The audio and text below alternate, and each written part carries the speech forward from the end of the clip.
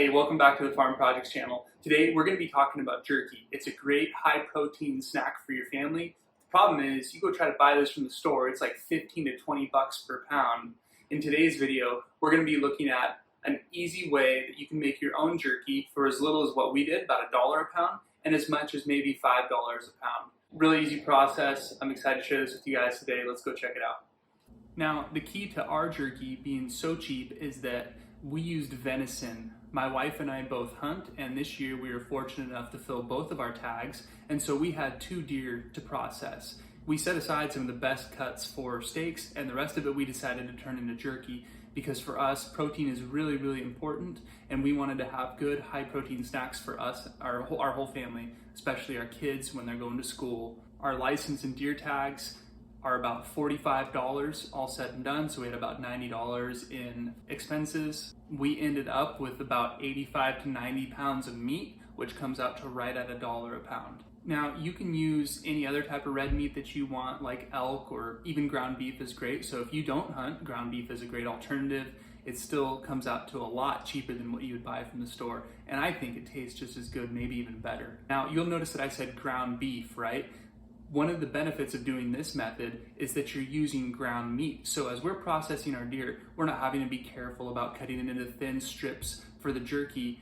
We're just cutting big slabs of meat off, throwing it in the pot and getting it ready for the grinder. The grinder is really the only big piece of equipment that you'll need for this whole process. We borrowed ours from my brother, who happened to have a nice, really big one. If you're using already ground meat though, maybe you got your deer back from the butcher, or maybe you're using ground beef. That's not an issue at all. You can look up any recipe that you want for this. Here's a couple of quick options though if you're looking for some advice. By far the easiest recipe is just to use McCormick steak seasoning. It has a nice pep to it, a little bit of spice, and you're looking for that depending on how spicy you want it, how salty you want it. 2.5 teaspoons to about 4 teaspoons per pound of meat. Another recipe book that we use all the time is from the Wellness Mama, and she has a really great recipe in there as well. And one thing I really like about her recipe is that she uses coconut aminos or soy sauce to brush on, and that gives it a little bit of that teriyaki flavor that's really delicious. You can look up any recipe you want. These are just a couple of ones that we've tried and have really liked. And that's one of the fun things too about the way we did this. We froze 1-gallon bags of already ground meat, so that comes out to about 5 to 6 pounds of jerky per batch, and that's about perfect for what we're doing here. That allows you the option to try a bunch of different recipes and really hone in and find out what you really like the best. All right, so I'm going to quickly walk you through the steps of how we did this. Once it's ground up, you stir in whatever seasoning you're using. Here I'm stirring in some of the McCormick steak seasoning.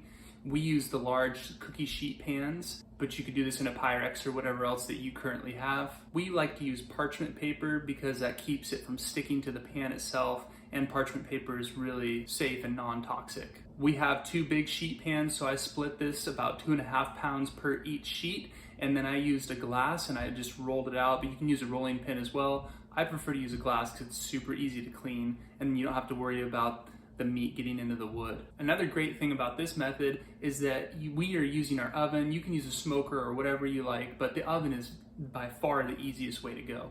We set it on the very lowest setting. For us, that's bake and then warm. And I'm not exactly sure this is an old oven, but I think that comes out to about 120 degrees-ish. This full process is like 10 to 14 hours. It depends on how long you want yours to be in there and how thick you left it. If you're at that 1/4 inch thickness, then you're looking for about 10 to 12 hours. So roughly halfway through, 5 to 6 hours in, you'll want to flip that over and allow that other side to dehydrate as well. As far as getting into the size of the pieces that you want, you have a couple options here. One, you can score it with a knife before you dehydrate it, or you can just cook it the way it is, dehydrate it the way it is, and then after the fact, you can use your kitchen scissors and just cut it into the strips. We've tried both ways, they're both easy, but scoring it works really well, and that's the method that I prefer. So once it's been in there, 8 to 12 hours, it's to the level of doneness that you like.